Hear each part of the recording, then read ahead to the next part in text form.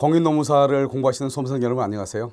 저는요 EBS와 시대 에듀에서 공인노무사 민법을 강의하고 있는 저는요 박기인이라고 합니다.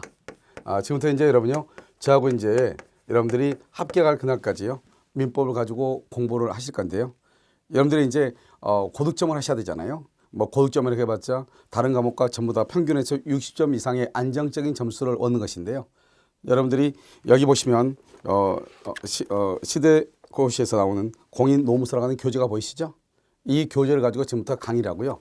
그 다음에 맨 뒤에 한번 보시면은 책 속의 책이라고 해서 또 한 권이 이렇게 나와 있어요. 민법이요. 이것은 이제 기본 요약서하고 약간 다른 것은요. 기본서는 전체적인 체계를 얘기하는 것이고요.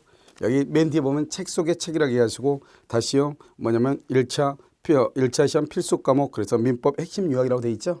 그래서 이 핵심 요약이라고 되어 있는 것은 그야말로 여러분들이 이제 기본 이론 강의를 들으시고 여기에 있는 그 내용을 보시면은 그 기본서하고 기본서를 먼저 보시고 기본서에 나와 있는 문제를 푸시고 그다음에 마지막으로 여러분 정리할 때 이 요약집을 보시면은 여러분들이 쉽게요 공부를 할 수 있고 이 요약집 여러분 보다시피 이렇게 얇게 되어 있어요. 아마 다른데 여러분 출판사를 보면 아마 엄청나게 두껍게 되어 있을 거예요. 거기는 이제 선생님들이 불안하니까요. 시험에 나올 수 있는 것 또는 혹시나 몇 년 만에 10년 만에 한 번씩 나올 수 있는 그런 모든 것들을 다 묶어놨기 때문에 실제로 여러분들이 시험장에 가가지고 문제를 보는데 엄청나게 큰 부담으로 작용할 수가 있죠.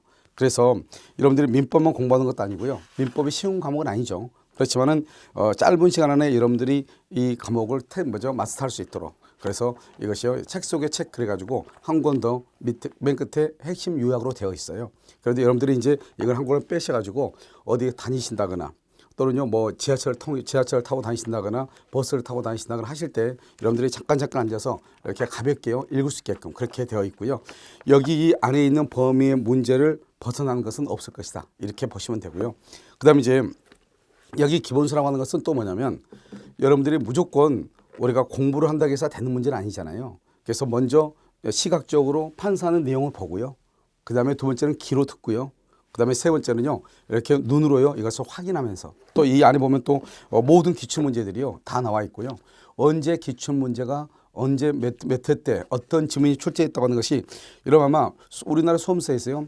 이렇게 자세하게 나와 있는 것은 없단 말이에요. 그래서 여러분 이 기본 사안을 잘 보시면은 어떻게 되어 있냐면 하나하나가 다 내용이 다 정해져 있고 언제 기출 여기 보시면은 민법의 법원글에서 14회 때 나왔다 하는 것들이 다 기출문제 근거 자료가 제시가 되어 있어요.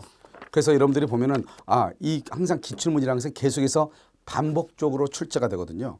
그래서 이 지문들이 명확하게 왜 이 지문이 여기에 있는지 이 지문이 어떻게 해서 나중에 또 변형이 될 것인지 그러면 이 기출문제가 나왔으니까 그럼 다음에는 내년에는 또 어떤 문제가 또 나올 것인지 하는 것들을 우리가 미리서 예측할 수 있다 이 말이죠. 그리고 이런 지문들을 정확하게 무조건 모든 내용들이 정리되어 있는 것이 아니고 실제로 기출됐던 지문들이 수록되어 있는 내용을 보면서 과연 이 교재하고 그다음에 강의 내용하고 이것만 봐가지고 내가 정말 이것을 신뢰할 수 있는지 하는 것들을 수험생 여러분들이 직접적으로 판단할 수가 있단 말이죠.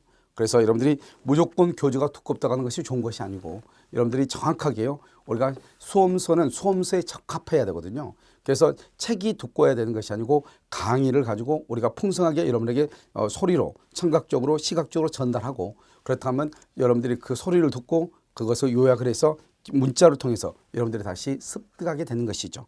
그래서 먼저 여러분들이요. 보면 맨 처음에 책을 한번 펴시겠어요? 맨 처음에 책을 펴시면 여기 제1편이라고 되어 있죠? 제1장 민법. 그래서 여기 보면 파트 1이라고 되어 있죠? 거기를 펴시면 한 장 더 넘기시면 제1장 민법 서론이라고 되어 있습니다. 아시겠죠? 그래서 이 민법 서론부터 한번 보시는데요.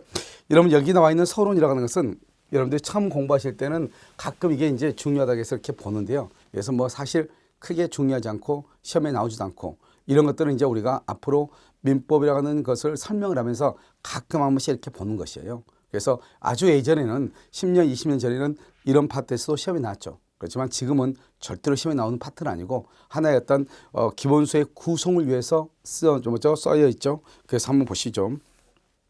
자, 제1장 서론이라고 되어 있잖아요. 자, 민법의 의 이렇게 되어 있고요. 그 다음에 민법의 성질, 사법으로서의 민법이다. 일반 사법으로서의 민법이다. 실체법이다 이렇게 나와 있죠. 자, 이것을 잠깐 설명을 해야 돼요. 그래서 이제 우리가 이제 한번 보시면 어떻게 되냐면 이렇게 갑이 이렇게 있고 여기 을이 있죠. 갑이 을한테요 자기 집을 1억 원에 사라고 청약을 합니다. 이 청약을 뭐라고 표현하냐, 이것을 의사표시라고 표현을 하는 것이고요. 그 다음에요 을이 그러면 1억 원에 내가 사겠다고 얘기하죠. 이것을 승낙이라고 하고요. 이것을 의사표시라고 얘기를 하는 거예요. 이렇게요 청약과 승낙이 있으면 이 청약과 승낙을 뭐라고 표현한다? 이것을 법률 사실이라고 얘기를 해요. 그래서 여러분들이 이제 민법을 처음 접할 때요, 민법이라고 하는 것은 용어를 정확하게 이해를 해야 민법을 공부할 수 있는 것이거든요. 그럼 이 민법이라고 하는 것을 우리가 뭐 네이버 지식 검색이나 이런 곳에 검색한다고 해서 이해가 되는 것이 아니에요. 그래서 여러분요 항상 우리가 영어 단어를 익히는 것도 마찬가지로 전체의 대화 중에서 문장 중에서 의미를 파악해야지 정확한 거잖아요. 마찬가지로 민법의 용어라고 하는 것도 우리가 문자를 통해서 이해가 되는 것이 아니고 전체의 구조, 법의 구조 속에서 이해가 되는 것이고요. 우리가 이제 민법이라고 하는 것은 단어들이라든가 용어들이 상당히요 추상적으로 보이죠. 처음에 공부할 때는요. 하지만 이것이 얼마나 그 단어 한 단어요 많은 의미를 내포하고 있는가 하는 것은 나중에 공부를 하게 되면 깨닫게 되는 것이죠. 그런데 그 깨닫는 과정까지가 시간이 많이 걸리면 안 된단 말이죠. 단기간 안에 그것을 깨우칠 수 있어야 된단 말이죠. 그렇다면 어떻게 되는 것이냐, 우리가 극히 눈에 보이지 않고 추상적인 법률의 용어들을 우리가 눈으로 보면서 구체적으로 손아귀에 집어넣으면서 잡으면서 공부를 해야 된다 이런 말이죠. 그래서 지금부터 보시면 우리가 이제 법의 구조를 지금 여기 보면 그림을 그리고 있죠. 하나의 그림을 통해서 여러분한테 구체적으로 보여줄 거예요. 그럼 이것을 우리는 뭐라고 표현한다? 그림 언어다 이렇게 표현하거든요. 그러니까 우리가 언어는 소리로 하는 음성 언어도 있지만 이렇게 그림을 통해서 시각적으로 보여주는 언어도 있단 말이죠. 이게 너무너무 중요한 것이죠. 이 시각적인 것을 통해서 우리가요 기억하게 되는 것이니까요. 그래서 보시면 이렇게 갑이 을한테 1억 원에 사라고 하는 것을 청약이라고 하고 그것을 의사표시다 이렇게 표현하죠. 그러니까 갑이 을한테 내 집 1억 원에 살래요? 이 말을 청약이라고 하고 내 집 1억 원에 살래요? 이것을 의사표시라고 하고 내 집 1억 원에 살래요? 그 말을 다른 말로 법률 사실이다 이렇게 얘기하는 거예요. 나중에 여러분요 법률 사실이라는 것을 나중에 공부하게 되면 좀 더 넓게 이제 펼쳐지죠. 그건 그때 문제이고요. 지금은 여러분 어떻게 되는 것이냐, 먼저 청약이라는 것이 무엇인지 승낙이라고 하는 것이 무엇인지 이것은 의사표시라고 하는 것이고 이 의사표시를 다른 말로 법률 사실이라고 한다. 이 정도만 먼저 알고 있으면 되는 거예요. 이렇게 먼저요 갑이 을한테 1억 원에 사라고 청약하는 것을 이 갑을 뭐라고 표현한다? 이 사람을 표의자라고 얘기하고요. 이 말을 듣는 사람, 이 을을 뭐라고 한다? 이 사람을 상대방이다 이렇게 얘기를 하는 거예요. 그래서 을이요 알았어 그럼 내가 1억 원에 살게 이렇게 얘기하는 것이죠. 그 다음에요 먼저 이제 말하는 사람 표의자라고 그랬죠. 그런데 집을 파는 사람은요 파는 사람을 뭐라고 한다? 이 사람을 매도인이라고 얘기하고요. 집을 사는 사람 이 사람을 뭐라고 한다? 매수인이다 이렇게 얘기를 하죠. 그래서 매도인, 매수인, 표의자, 상대방 이렇게 얘기하는 거예요. 그 다음에 갑이 1억 원에 사라고 했더니 을이 1억 원에 사겠다고 했죠. 그럼 이렇게 청약과 승낙이 합의가 이루어지죠. 합의 다른 말로 이것을 합치가 됐다 이렇게 얘기해요. 그러면 여기에서 매매라고 하는 뭐가 이루어진다? 계약이 이루어지죠. 여러분 이 계약이라고 하는 것은 두 사람 간의 합의만 있으면 언제나 성립하는 게 계약이죠. 그런데 여기는 지금 집을 사고 팔고 그러니까 뭐다? 그것을 매매 계약이라고 하죠. 내가 여러분요 여기 뭐죠? EBS라든가 또는 여기 시대 에듀하고요 계약을 한단 말이죠. 강사 계약을 하죠. 이것도 강사 계약이죠. 이것도 계약인데 앞에가 강사, 강의하니까 강사 계약이죠. 그럼 여기는 파니까 매매 계약이죠. 우리가 만약에 월세로 들어간다고 하죠. 그러면 임대인하고 임차인하고 두 사람이 합의를 하죠. 그러면 계약이 이루어지겠죠. 합의가 있으면 그것을 임대차 계약이라고 얘기하는 거예요. 만약에 여러분들이 나중에 이제 공인중개사 자격증을 따가지고 노무법인이나 이런 데 들어갈 수 있겠죠. 공인노무사 자격증을 따면 노무법인이나 이렇게 또는 뭐 개인이요 사무실을 차릴 수도 있겠지만 그럼 만약에 노무법인에 들어간다. 그럼 거기하고 그 법인하고 나하고 뭐래요? 고용계약서를 사용하겠어. 고용계약서. 그래서 법인하고 나하고 계약서를 작성하죠. 그것은 고용계약이라고 하는 것이죠. 그래서 이렇게요. 계약의 형태는 여러 가지가 있지만 청약이라는 것과 승낙이라는 것이 합의가 이루어지면 우린 그것을 계약이라고 표현을 하는 거예요. 그런데 이 계약을 하게 되면 어떻게 되죠? 갑은 을한테요 등기를 해줄 뭐가 생기고 의무가 생기죠. 등기를 해줘야 되죠. 그러면 을은 갑한테요 등기를 청구할 청구권이라고 하는 권리가 생기는 것이고요. 그 다음에요 또 갑은 을한테 등기를 해주는 대신에 뭐를 받아야 돼요? 대금을 받아야 되죠. 대금을 받을 청구권이라고 하는 권리가 생기는 것이고요. 을은 등기를 받으면서 동시에 뭐를 줘야 되죠? 대금을 줘야 되겠죠. 이것을 대금을 지급할 의무가 생긴다 이렇게 얘기하는 거예요. 자, 그럼 여러분 여기서 잠깐 보시면 갑은 을한테 의무가 있으면서 동시에 청구권이라고 하는 권리가 있고 을은 갑한테 의무가 있으면서 동시에 청구권이라고 하는 권리가 있네요. 이렇게요. 이것을 우리는 뭐라 한다? 이 갑과 을이 매매 계약을 체결했더니 뭐가 발생한다? 지금 권리와 의무가 발생하는 거죠. 그래서 이것을 권리 의무 관계다 이렇게 표현을 하는 거예요. 여러분 그 말이 무슨 말이냐? 이것은 이런 것이죠. 지금 보면 갑이 을에 대해서 등기를 해줄 의무가 있는 동시에요. 을은 갑에 대해서 등기를 청구할 권리가 있고 을은 갑에 대해서 대금을 지급할 의무가 있는 동시에요. 갑은 을한테 대금을 청구할 권리가 있는 거잖아요. 그럼 이렇게요. 일방은 의무가 있고 일방은 권리가 있죠. 그래서 우리는 법률 관계에서는 99%가요. 일방이 권리가 있으면 타방은 의무가 있고 타방이 의무가 있으면 일방은 권리를 가지고 있는 거예요. 이것을 뭐라고 표현한다?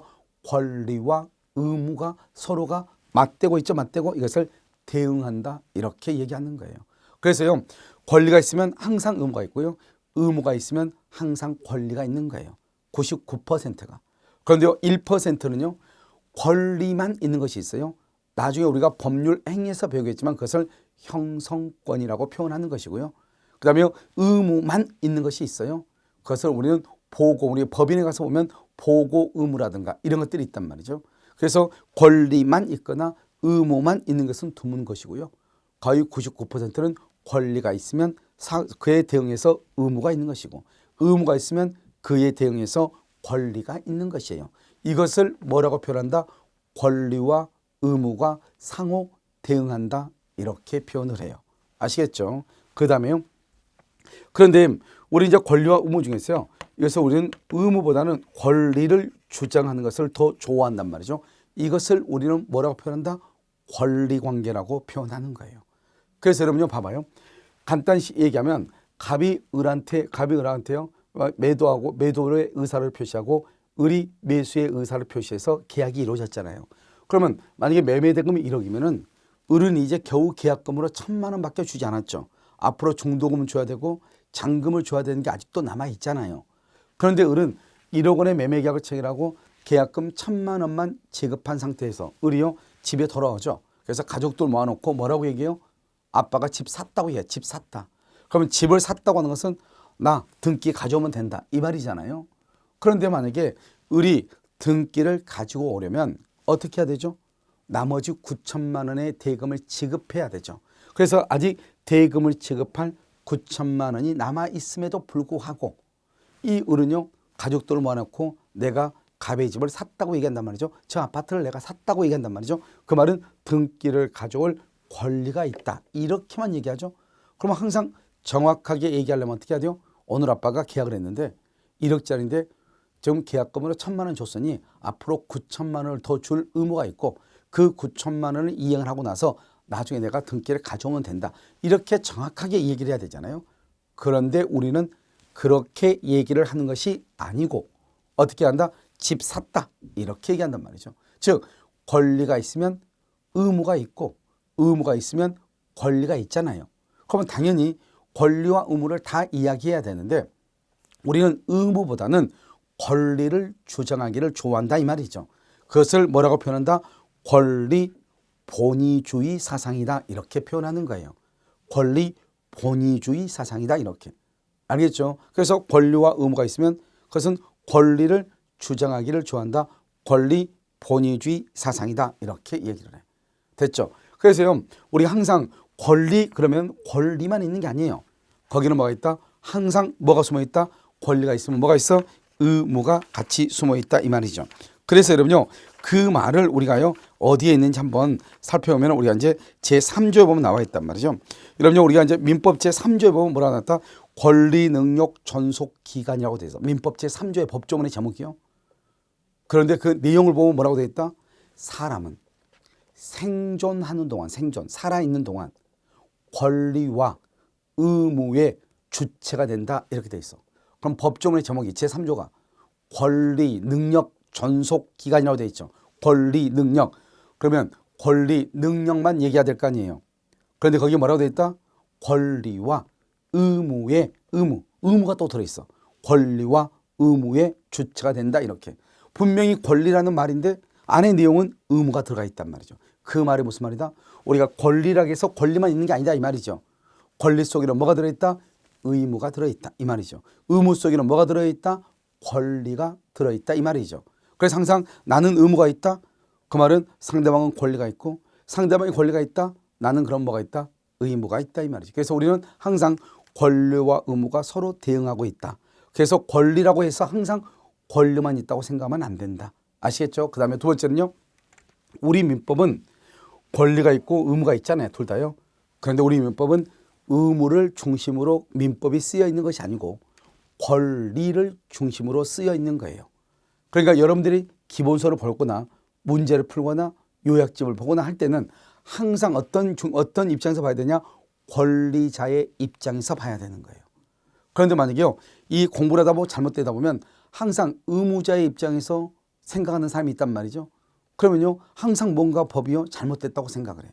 그러지 말고 항상 의무자의 입장에서 봐도 무방한데 책 자체가 권리 본위주의 사상이니까해서 권리자의 입장에서 책이 쓰여 있기 때문에 우리가 기본서를 읽을 때도 항상 권리자의 입장에서 책을 봐야 된다 이런 뜻이에요. 무슨 말인지 아시겠죠? 자, 그 다음에요. 이렇게요. 권리 의무 관계로 되어 있는 것을 뭐라고 표현한다? 이것을 한마디로 법률 관계라고 얘기해. 그래서 앞으로 여러분요. 이제요. 법률 관계란 말이나 권리 관계란 말이나 권리 의무 관계란 말이 동일한 말이다. 이것을 정확하게 이해를 하셔야 돼요. 여러분 여기서 뭐가 중요하냐? 우리 민법이라는 것은 되게 어떻게 보면 나중에 보면 알겠지만 수학적으로요. 일정한 공식에 의해서 움직이고 있어요. 공부를 하다 보면요. 단기간 안에 그것을 느끼지 못하지만 어느 정도 공부가 돼서 어느 정도 위치에 딱 가서 법을 딱 보면 법이 하나에 법이 막 이렇게 저렇게 있는 것이 아니고 자기 나름대로 고유한 독자적인 모양을 가지고 있다는 것을 발견한단 말이죠. 그런데 그 속에서 보면 우리는 이 법이라는 것은 동일한 언어를 반복적으로 사용하는 것을 싫어한다. 이걸 알 수 있어. 그러니까 똑같은 용어를 계속 사용하지 않고 똑같은 의미인 용어를 자꾸 바꾸어서 얘기한단 말이죠. 예를 들어서 첫 줄에서요. 권리 의무 관계에 있어서는 이렇게 얘기하죠. 그런데 그 다음 줄에서는 권리 관계에 있어서는 그 다음 줄에는 똑같은 말인데 법률 관계에 있어서는 이렇게 표현을 해. 그러니까 이 용어들이 다 같은 용어라는 것을 알면서 읽으면 아무 문제가 없는데 전혀 다른 의미로 받아들여서 읽으면 그때 우리는요. 흔히 말할 때 멘붕에 빠졌다 이렇게 얘기하는 거예요. 그래서 여러분들이 민법을 공부할 때 중요한 것은 거의 모든 선생님들이 그런 자기가요 쓰는 용어만 하나만 쓴단 말이죠. 여러분 그러면 안 돼요. 왜냐하면 법의 용어라고 하는 것은 어떠한 단어를 선택하는 것은 출제자의 의도잖아요. 알겠죠? 그래서 여러분들이 여기에서는 같은 의미의 용어들을 같이 암기해야 돼. 알겠죠? 그러면 무슨 말인지 금방 알 수 있고 금방 이해가 돼요. 처음에는 조금 어렵지만 아시겠죠? 그래서 우리가 권리와 의무로 이루어졌다. 그것을 권리관계다. 그것을 법률관계라고 하고 그럼 법률관계는 뭐다? 그것은 인간관계하고 비교가 된다 이런 말이죠. 인간관계. 인간관계가 뭘까? 가족 간의 관계이죠. 부부 간의 관계, 부모와 자식 간의 관계이죠. 여러분요 아버님이 뭐라고 하죠? 부모님이요. 너 이번에 시대의대에 가서 등록해서 공인노무사 공부를 한번 해봐라. 그래서 자격증을 따면 내가 내 이 건물에다가 너 사무실 하나 찾아줄게. 이렇게 얘기했단 말이죠. 그래서 내가요 정말 열심히 공부를 해가지고 합격을 했는데 아버님이요 그 사무실로 주겠다는 그 건물을요 다른 사람한테 이미 임대주고 없다 이 말이죠. 그런 경우 어떡한다? 아들이요 아버지를 상대로 손해배상을 청구할 권리가 있는가? 이게 문제죠. 그러면 아들이 아버지한테 아버지가 약속을 어겼으니까 손해배상을 청구할 권리가 있다 이 말은 아버지는 아들한테 손해를 배상할 의무가 생긴다 이런 말이잖아요. 그러면 이 두 사람 간에는 권리와 의무가 있네요. 이 권리와 의무를 뭐라 한다? 권리관계라고 하네요. 그 권리관계를 법률관계다. 이렇게 보면 뭐가 문제가 된다?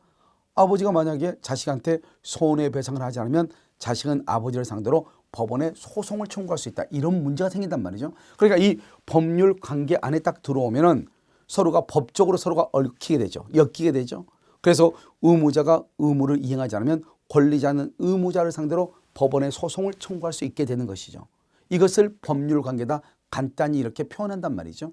그런데 지금 여기 보시면 부모와 자식 간에서 그 약속을 어겼다고 해가지고 부모가 자식이 부모한테 손해배상을 청구하고 부모가 자식한테 손해배상을 하지 않는다고 해서 자식이 부모를 상대로 법원에 소송을 제기하고 이런 관계가 성립한다 안 한다? 안 하죠. 그것을 인간관계라고 하는 거예요. 그러니까 인간관계는 뭐다? 권리와 의무가 없는 것이죠. 다른 말로 권리관계가 없고 법률관계가 없는 것이죠. 그러면 언제나 가족관계는 인간관계냐? 그게 아니죠. 예를 들어서 남편이 아내를 폭행을 한다? 그러면 아내가 폭행을 당하죠. 폭력을 당했죠. 그로 인해서 불법행위로 인한 손해배상 청구권이 아내가 남편한테 발생할 수 있죠. 이러한 경우는 인간관계의 선을 넘는 것이죠. 인간관계의 선을 벗어나면은 법률관계 안으로 들어오는 거예요. 만약에요 부모가 자식을 체벌했는데 너무 심하게 체벌해서 그것은 폭력이나 폭력으로 인한 상해가 발생했단 말이죠. 그러면 당연히 아버지는 자식한테 손해를 배상할 책임을 부담하게 되는 것이죠. 그래서 이것을 폭행죄 또는 상해죄가 성립하는 것이죠. 그렇기 때문에 이것은 불법 행위 영역으로 들어와서 법률 관계 안에 들어올 수도 있는 거예요. 그런데 제가 지금 얘기하는 것은 가장 기본적인 것을 얘기하는 거예요. 우리가 정상적인 가족관계에서 이 정도의 것은 권리와 의무를 발생시킨다, 시키지 않는다, 시키지 않는다. 즉 권리와 의무가 있다 없다, 없다 이런 말이죠. 이러한 관계를 무슨 관계라고 한다? 인간관계라고 얘기하는 것이고 만약에 어떤 것이 일방에게는 권리가 타방에게는 의무가 발생한다. 이것을 권리 의무 관계라고 하고 그것을 다른 말로 권리 관계라고 하고 그것을 다른 말로 법률 관계라고 표현을 하는 거예요. 알겠죠? 이러한 법률 관계를 다루는 법을 무슨 법이라 한다? 이것을 실체법이다. 즉 권리와 의무의 발생을 다루는 법을 실체법이라고 얘기하는 것이에요. 알겠죠? 그러면 우리 민법은요 가장 대표적인 게 바로 실체법이나 우리 민법이란 말이죠. 그래서 민법이라는 하는 것은 권리와 의무의 발생 여기까지 다루는 것을 민법이라고 하는 거예요. 그래서 우리 민법은 여기까지만 민법이에요. 그런데 만약에 갑이 을한테 집을 팔고 등기를 해주고 대금을 청구할 수 있는데요. 이 을이요 등기는 가져갔는데 대금을 안 주는 거예요. 의무를 이행하지 않는 거예요. 이 사람이 의무를 이행하잖아요. 그럼 어떻게 해야 돼요? 이 갑은 을에게 의무를 이행하라고 청구하겠죠. 그런데 을이 의무를 이행하지 않죠? 그럼 어떻게 해야 돼요? 법원의 소송을 통해서 그것을 받아와야 되겠죠. 그래서 이때 실체법에서 발생한 권리가 있고 뭐가 있다? 의무가 있잖아요.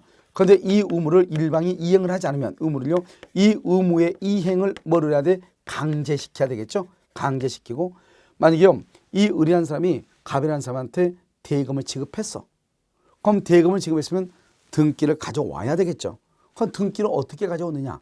민법에 의해서 등기를 이전시켜 줄 수가 없어요. 그러니까 을에게 발생하는 권리를 실현시켜 줘야 될 거 아니에요. 그런데 그 권리를 실현시켜 주기 위한 법 그것이 바로 뭐냐? 부동산 등기법이라고 하는 법이 따로 있어요. 그래서 이 발생한 권리를 뭐한다? 실현시켜 준다 이 말이죠. 실현시켜 주고 의무의 이행을 강제하는 것 이것을 우리는 뭐라고 표현한다? 절차법이다 이렇게 얘기하는 것이에요. 알겠죠? 그래서 우리가요 기본적으로 실체법이 무엇인가 항상 여러분 이렇게 생각하는데 권리가 있고 의무가 있다 이런 관계가 발생한다. 그러면 그것은 실체법의 영역이다. 그런데 그 실체법의 영역에서 발생한 권리와 의무를 즉 권리를 실현시키고 의무가 있으면 의무를 이행을 해야 되는데 그 의무를 이행하지 않거나 권리를 실현시키기 위해서 필요한 법을 무슨 법이라고 한다? 절차법이다 이렇게 표현을 해. 자 그래서 여러분요 거기 보면 자 첫 장에 한번 보셔요. 거기 보면 민법의 성질 그래서 사법으로서의 민법이 있고 그 다음에 일반 사법이 있고 실체법 이렇게 돼 있잖아요. 그 실체법 보면 뭐라고 나왔죠? 내용에 가운데 보면 뭐라고 돼 있어? 민법은 실체법으로 직접 법률관계 자체 즉 뭐라고 돼 있죠? 바로 옆에 권리 즉이란 말이 뭐죠? 이퀄 이 말이죠. 즉은 이퀄 이 말이죠. 권리 의무에 관해서 규율하는 법이다. 이런 말이죠. 그러니까 실체라고 하는 법을 아주 복잡하게 생각하지 말고 이런 만약에 친구 사이에서 둘이요 재밌게 놀러 캠핑을 갔단 말이죠. 이건 인간관계죠. 그런데 6명이서 캠핑 가기로 약속을 굳게 했는데요. 한 명이 빠졌다 이 말이죠. 그러면 그 한 명 빠진 그 친구한테요. 손해배상을 청구할 수 있는가? 손해배상을 청구한다고 하는 것은 권리가 있다는 거죠. 그래서 손해배상을 청구할 수 있는가? 청구를 못하는 거잖아요. 그럼 권리가 없다 이 말이죠. 그러면 의무도 없겠네요. 권리가 없으니까. 이렇게 권리와 의무가 없죠. 그것을 무슨 관계라고 한다? 인간관계라고 표현을 하는 것이고요. 만약에 친구들이 이제 캠핑을 갔어요. 5명인데 4명이서. 그래서 재밌게 놀다가 술 한잔 마시고 서로가 말다툼이 돼서 싸움이 일어서 한 대 때렸더니요. 상대방 친구가 코뼈가 부러졌단 말이죠. 그럼 어때요? 이것은 불법행위가 되죠. 폭력이죠. 폭행으로 해서 상해죠. 폭행치상이 되죠. 그래서요. 우리가 폭행으로 해서 상해를 입었기 때문에 그 코뼈가 부러진 친구는요. 그 자기를 때린 친구한테 손해배상을 청구해야 되겠네요. 놀러 가는 것은 인간관계. 폭력 사태가 발생했다. 법률관계로 편입이 된다고 그랬죠. 그러면 일방은 권리가 있고 타방은 의무가 생기는 것이죠. 그러니까 이것을 권리와 의무, 법률관계로 바뀌는 것이죠. 그래서 이러한 법률관계, 즉 권리가 발생하고 의무가 발생하는 것 여기까지를 다루는 것을 뭐라 한다? 실체법이라고 얘기하는 거예요. 알겠죠? 그 다음에 여러분요 거기 보시면 이제 뭐라고 하죠? 이에 반해서 절차법은 권리 의무를 실현한다. 이렇게 돼 있죠? 권리 의무를 실현한다. 그 말의 뜻은 뭐냐? 실체법에 의해서 발생하는 권리를 실현시켜주고 의무가 있는데 그 의무를 이행하도록 도와주는 것. 그것을 절차법이다. 그래서 여기 의무 이행을 강제하는 것은 민사소송법이라고 하는 법이 있고 여기 권리를 실현시켜주는 것은 부동산 등기법이라고 하는 법이 있는 것이에요. 그것을 절차법이다 이렇게. 그래서 여러분요 나중에 여러분 공부도 하겠지만 권리다 또는 권리 의무다 하는 것은 실체다 이 말하고 같은 의미예요. 아시겠죠? 그것을 여러분들이 이 용어를 지금부터 알아야 우리가 책을요 볼 수 있단 말이죠. 자, 그 다음에 두 번째는요. 우리 민법은 공법이냐 사법이냐 이렇게 되어 있죠. 여러 가지 학설들이 있어. 여러분요 지금 우리 책에는 다 없앴어. 왜? 시험이 안 나오니까. 뭐 학자들의 학설들은 뭐 좋은 것이죠. 그것은 여러분들이 나중에 공부를 다 하고 학교를 하고 나서 이제 사무실에 출근하면서 좀 더 민법이라고 하는 영역을 좀 왜냐하면 실질적으로 거의 모든 관계들이 다 1대1의 관계에서 발생하는 것이기 때문에요. 여러분들이 이제 민법이 상당히 중요하다고 하는 것을 나중에 이제 실질적으로 이제 사무실에 근무를 해보면 느낄 것이에요. 알겠죠? 그럼 이제 내가 민법을 좀 더 깊게 공부하고 싶다 이 말이죠. 그때 여러분들이 이제 한번 보시면 되는데 그럼 뭐 여러 가지 학설 뭐 10개 넘게 있죠. 그것은 절대로 중요한 것이 아니고요.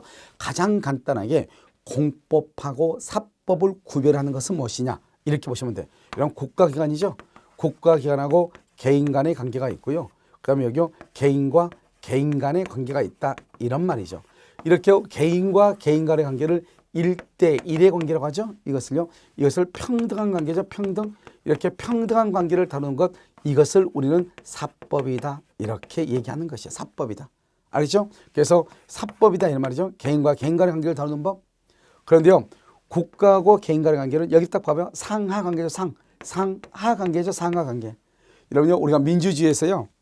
국민이요. 나라의 주인이라고 그래요. 그러니까 실질적으로 그러니까 어떤 분들은요. 자기가요. 진짜 이 나라의 주인이라고 착각하신 분들이 있어요. 그러니까 민주주의라는 것은 언어술사. 그래서 말장난이죠. 알겠죠? 여러분이 과연 우리 국민이 과연 주인으로서의 대접을 받고 있는지 여러분들 한번 생각을 한번 해보시면 되죠. 알겠죠? 그러니까 실질적으로 보면 여러분들이 만약에 예를 들어서 길거리 가다가 노상방뇨를 했다. 그럼 어떡하죠? 경찰이 잡아가죠. 그래서 유치장에 집어넣죠. 그 경찰이라는 것이 뭐예요? 그것은 국가 권력을 상징하는 거예요. 다른 말로 경찰이라는 것은 국가란 말이죠. 국가가 시민이 나를 잡아서 집어넣잖아요. 결국 누구의 더 권력이 더 힘이 더 세 보여요? 국가의 힘이 더 센 것이에요. 정확하게. 알겠죠? 그래서 국가와 국민 간에는 상하 관계라고 얘기하는 거예요. 이렇게 상하 관계를 다루는 것 이것을 우리는 뭐라고 표현한다? 그것을 공법이다 이렇게 얘기하는 거예요. 공법이다 이렇게. 그래서 그러면 공법하고 사법의 관계는 여러분요 어떻게 이해하시면 되냐? 국가나 지방자치단체하고 개인 간의 관계 그것을 상하 관계다. 그것을 공법 관계다. 그래서 여러분들이 만약에 예를 들어서 잘못했다. 뭔가 잘못해서 구청에 가서 또는 시청에 가서 또는 주민자치센터에 가서 그러면 경찰서에 갔다 법원이다 그다음에 뭐 등기소다 다 이건 다 국가기관들이죠. 이 국가기관들과 나하고의 문제가 발생하는 것을 공법관계라고 하고요. 이러한 공법관계에서는 행정소송으로 가는 게 원칙이에요. 알겠죠? 그런데 1대1의 관계, 그럼 삼성 있죠? 삼성전자가 있다. 삼성전자도 좀 이따 설명하겠지만 하나의 법인으로서 개인에 불과해요. 삼성전자하고 삼성전자에 고용되어 있는 근로자의 관계예요. 이것은 1대1의 관계라고 그래. 이것을 사법관계다 이렇게 얘기해요. 삼성전자가 국가기관은 아니잖아요. 알겠죠? 그래서 삼성전자가 힘은 있지만 힘이 있는 개인이죠. 힘이 있는 개인. 근로자는 힘이 없는 개인이죠. 이 개인과 개인이 만나는 거죠. 이것을 사법관계라고 얘기하는 것이고요. 이 두 사람 간에 무슨 문제가 발생하죠? 그러면 그때는 민법이 개입을 하는 것이고 민사소송법이 개입을 하는 거예요. 그런데요. 상하관계에서는요. 공법이 적용이 되고 알겠죠? 그래서 행정소송으로 가는 것이에요. 그래서 이것은 공법이냐 사법이냐를 얘기할 때 우리 민법은 사법에 속한다 이런 말이에요. 알겠죠? 그래서 거기 보면 사법으로서의 민법이다 이렇게 되어 있죠. 그래서 거기 보면 뭐라고 나왔죠? 국가나 공공단체 상호간 뭐 이런 관계를 다루는 것을 공법이고요. 개인과 개인, 상인간이 뭐죠? 개인과 개인 간의 관계, 1대1의 평등관계 이것을 사법이다 이렇게 얘기를 하는 것이에요. 알겠죠? 그 다음에 일반사법이다 이렇게 되어 있잖아요. 이 일반이라고 하는 것은 누구에게나 장소나 지공어나 모든 것을 불문하고 일반적으로 보편적으로 적용되는 법을 일반사법이라고 얘기하는 거예요. 알겠죠? 그런데 이것을 일반법인데 이러면요. 똑같은 건물이죠. 건물에 대한 관계에 있어서도 우리가 만약에 그 건물이 주거용 건물이다. 그러면 그 건물에 대해서는 우리 민법도 있지만 주택임대차 보호법이라는 법이 먼저 적용이 돼. 그것을 민법에 대해서 특별법이다 이렇게 얘기해요. 만약에 이 건물이 상가다. 지금 이 시대에도 이 건물은 상가 건물이잖아요. 그럼 이 상가 건물이면 우리가 민법도 적용이 되겠지만 원칙적으로 상가 건물 임대차 보호법이 먼저 적용이 돼. 알겠죠? 그래서 이것을 우리가 말한다. 이 상가 건물 임대차 보호법이 민법보다는 먼저 적용된다. 우선해서 적용이 된다.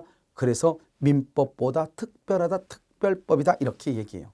그래서 우리 민법은 모든 장소, 여기 보면 지금 뭐라 나왔죠? 사람이나 장소 등에 구애받지 않고 일반적으로 모두 다 적용이 돼. 그것을 일반법이라고 하고 다른 말로 일반사법이다 이렇게 얘기하고 그 다음에 주거에 대해서는 주택임대차보호법, 상가에 대해서는 상가건물임대차보호법이 우선적으로 적용이 된다 이 말이죠.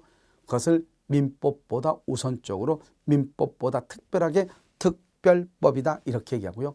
일반법과 특별법이 부딪히면은 일정한 사안에서 먼저 특별법 우선의 원칙에서 특별법을 먼저 적용을 하고 그 특별법에 아무런 내용이 없을 때 최종적으로 일반법인 민법이 적용이 되는 것이에요. 그래서 우리 민법은 뭐다? 사법에 속하고 개인과 개인 간의 관계를 다루고 그것은 일반적으로 모두에게 보편적으로 적용되는 일반사법이면서 실체법, 즉 권리와 의무관계, 다른 말로 하면 법률 관계를 다루는 법이다. 이렇게 표현을 하는 거예요.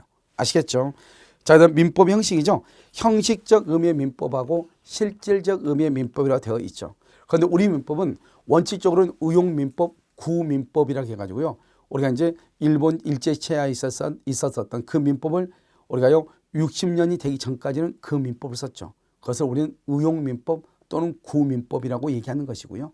그 다음에 60년 1월 1일 이후부터는 우리 민법이 새롭게 제정 공포가 돼서 지금 현재 우리가 지금 배우고 있는 1118조 이 법이 바로 우리는 신민법이다 이렇게 얘기하는 것이에요. 알겠죠? 그래서 우리가 지금 배우고 있는 민법 그것은 형식적이라고 하는 말의 뜻은 항상요 어떠한 틀을 반드시 가지고 있어야 된다 이 말이죠. 그래서 우리가 60년 1월 1일에 제정되고 공포돼서 시행된 민법이라고 반드시 이름이 민법 이렇게 되어 있는 것 이것을 형식적이라고 얘기하는 것이고요. 실질적이란 말은 실질적이라는 것은 꼭 그런 것이 아니고 우리 민사에 관한 모든 내용을 담고 있으면 다 민법으로 보자는 거죠. 굳이 꼭 민법 이렇게 쓰니까 민법이냐? 그렇지 않다. 우리 아까 얘기했죠. 주택임대차보호법, 상가건물임대차보호법도 민법에 관한 내용을 담고 있지 않느냐 이 말이죠. 그럼 이것도 민법으로 보는 거지. 이것을 뭐란다? 실질적 의미의 민법이다. 이렇게 얘기를 하는 것이에요. 알겠죠? 그래서 우리가 보면 형식적 의미의 민법은 반드시 민법 전 이렇게 돼. 민법. 이걸 형식적. 반드시 민법이라고 쓰여 있지 않지만 민사에 관한 내용을 품고 있는 것은 다 민법의 내용으로 보자 이 말이죠. 그것을 실질적 의미의 민법이다. 이렇게 얘기를 하는 것이에요. 알겠죠? 그런데 우리가요. 민법인데도 형식적 의미의 민법이 다 민법은 아니죠. 여러분 나중에 우리가 법인에 가면 98조에 행정벌 규정이 나오거든요. 여러분 민법은 누구를 처벌하는 게 아니잖아요. 그러니까 이건 민법에 들어와 있지만 이것을 민법이라고 볼 수는 없는 거잖아요. 그러니까 민법전에 수록됐다 해서 다 민사에 관한 내용을 품고 있느냐? 그런 것은 아니다. 이 정도만 아시면 돼요. 아시겠죠? 자, 그다음에 여러분 이제 보면 민법의 법원 제2절 민법의 법원 이렇게 되어 있나요? 자, 이제 여기서부터 여러분요. 이제 우리가 한번 보는 거예요. 그래서 이 민법의 법원 그러면 지금까지는 이제 우리가 뭐냐? 전체적으로 우리가 민사에 관한 내용, 우리가 민법이란 것이 구조가 어떻게 이루어졌다 하는 것을 우리가 이제 오리엔테이션이니까 첫 강에서 보고 있는데요. 자, 먼저 이것을 한번 정리하고 다음 시간에 우리가 이제 민법의 법원에 관한 것을 내용을 이제 한번 살펴볼 건데 먼저 보면 이렇게요. 이 갑이라고 하는 사람이 을하고 계약을 해가지고요. 갑이 을한테 청약을 하죠. 그것을 의사표시. 을이 승낙을 하죠. 그것을 의사표시. 이 청약과 승낙을 묶어서 법률 사실이라고 얘기하는 것이고요. 그 다음에 이것을 뭐란다? 이것을 물건이라고 얘기하죠. 이 물건을 뭐란다? 이것을 권리의 객체다. 이렇게 얘기하죠. 권리의 객체. 알겠죠? 이것을 우리는 기준으로 삼았어요. 기준으로 해서 이것을 이전해 줄 의무가 있는 자. 의무. 이 사람을 우리는 아무 말이 없으면 채무자라고 얘기하는 것이고요. 그 다음에 이 권리 객체 물건을 기준으로 해서 그 물건 등기를 가져올 사람 권리가 있죠. 권리가 있으니까 이 사람을 뭐란다? 채권자다. 이렇게 얘기하는 것이 알겠죠. 그래서 여러분요. 항상 채무자와 채권자는 언제나 고정되어 있는 개념은 아니고요. 만약에 여러분요. 예를 들어서 대금을 기준으로 한다고 해봐. 대금. 그러면 이 을은요. 을은 대금을 지급할 의무가 있으니까 채무자가 되는 것이고요. 이 사람은 대금을 청구할 권리가 있으니까 채권자가 되는 것이죠. 만약에 등기를 가지고 물건을 가지고 기준하면요. 등기를 해줄 의무가 있으니까 채무자가 되는 것이고요. 만약에 이 사람은 등기를 가져올 권리가 있으니까요. 채권자가 되는 거잖아요. 자, 이제 생각을 해봐요. 그럼 우리가 책을 볼 때 채권자는 채무자에게 또요 채무자가 채권자에게 이런 말들이 자주 나온단 말이죠. 그럼 도대체 누구를 채권자라고 하고 누구를 채무자로 할 것인가 이 말이죠. 알겠죠? 그래서 법은 약속을 했다 이 말이죠. 약속. 어떤 약속을 했느냐? 물건. 이 물건을 가지고 설명하는 게 도구로 삼아서 설명하는 게 민법을 가장 평이하고 쉽게 설명할 수 있거든요. 그러니까 이 물건을 권리의 객체라고 한단 말이죠. 이것을 기준으로 삼아서 물건을 이전해 줄 사람, 그 사람을 채무자라고 하고 물건을 이전받을 사람, 그 사람을 채권자라고 하자 이렇게 약속을 했단 말이죠. 그래서 여러분요. 항상 어떤 일이 있어도 만약에 잘 모르겠다. 그러면 항상 그것의 기준이 되는 것이 무엇인가를 봐야죠. 여러분 고용계약은 뭘까요? 고용계약? 우리가 이제 노무사가 될 거니까요. 고용계약을 보면은 회사는 고용계약인 것은 뭐요? 한 사람은 노동력을 제공하고 한 사람은 노동력을 받으면서 임금을 지급할 것을 약정하는 거잖아요. 그러니까요. 이 고용계약에서 보면 항상 기준이 뭐냐? 임금이 기준인 것이 아니고 노동력이 기준이에요. 노동력이.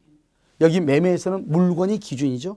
그러니까 노동력이 기준이니까 노동력은 근로자는 노동력을 제공해야 되죠. 그래서 근로자하고 사업자의 관계에서는 근로자를 채무자로 보는 거예요. 알겠죠? 그 다음에 사업자는요. 사업자는 노동력을 제공받아야 되죠. 그래서 사업자를 채권자라고 얘기하는 거예요. 아시겠죠? 그래서 우리가 근로계약에서 채권자와 채무자 그러면은 근로자가 채무자, 그 다음에 회사가 채권자가 돼. 그런데 이제 나중에 항상 뭐가 문제가 되죠? 임금이 문제가 되죠. 임금 체불이라든가 이런 것들은 문제가 되잖아요. 그런 것이 문제가 됐을 때는 그때는 임금을 보죠. 임금을 딱 하죠. 여기 매매 대금을 딱 보죠. 임금을 기준으로 만약에 다투고 있다. 그러면 임금을 기준으로 또 나누는 거예요. 근로자는 임금을 받아야 되니까 채권자. 회사는 임금을 체불해서 임금을 지급할 의무가 있으니까 회사를 채무자라고 표현하는 거예요. 아시겠죠?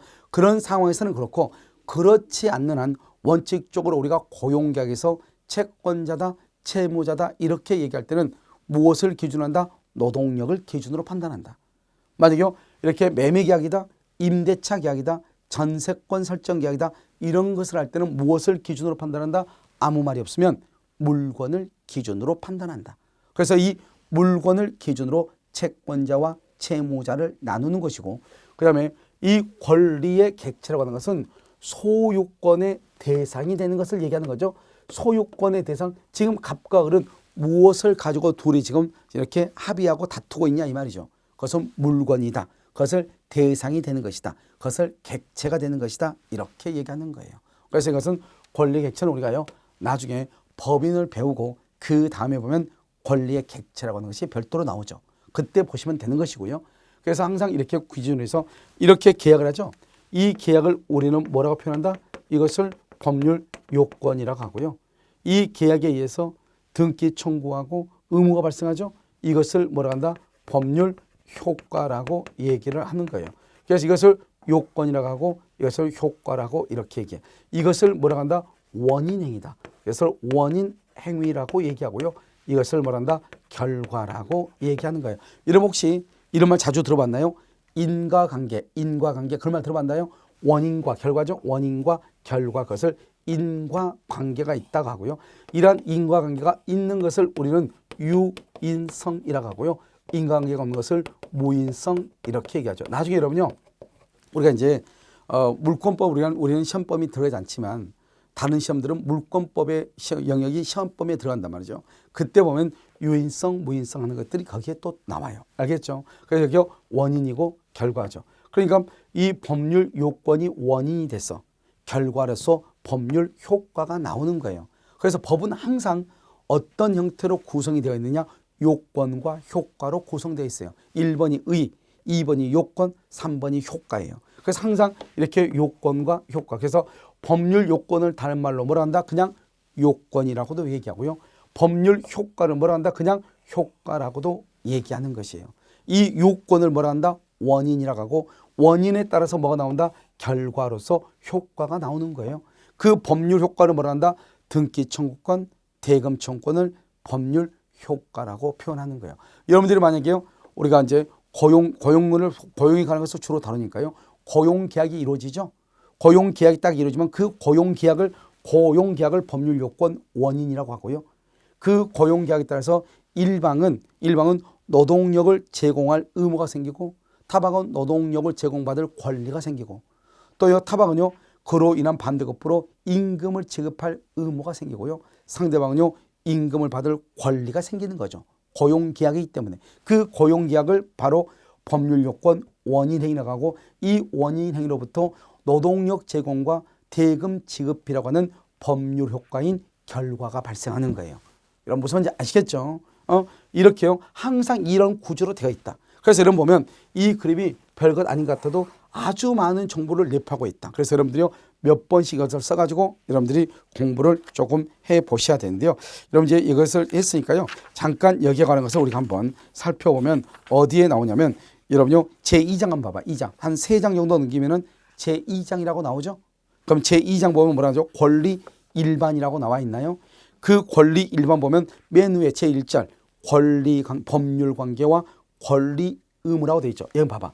법률 관계와 권리 의무라고 되어 있잖아요. 같은 말이에요. 알겠죠? 그래서 그건 법률 관계 보면 뭐라 나왔죠? 법에 의해서 법 규범에 의해서 규율되는 생활 관계다 이렇게 되어 있잖아요. 이거 얼마나 어려요? 이런 법률 관계가 뭐냐 그랬더니 법에 의해서 규율되는 생활 관계래. 이게 무슨 말이에요? 이걸 읽고 이해가 되나요? 알죠? 그런데 모든 책들이 이렇게 쓰여 있다 이 말이죠.